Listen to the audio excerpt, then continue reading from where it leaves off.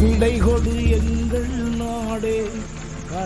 தாயக காற்று நேயர்கள் அனைவருக்கும் மற்றும் உலகம் தழுவி வாழும் மனித குணம் அனைத்துக்கும் ஒரு பதிவாக இந்த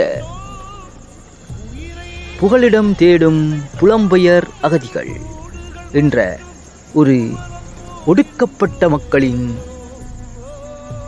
விடுக்கப்பட்ட தவிப்பு, அவர்களுக்கு இழைக்கப்படும் அநீதிகளும், அவர்களுக்கு உலகத்தில் நிகழ்ந்து கொண்டிருக்கும் அத்துமீறல்களையும் உங்கள் கண்முன்னே காட்டுவதே இந்த புதிய ஒரு நிகழ்வின் நோக்கம்.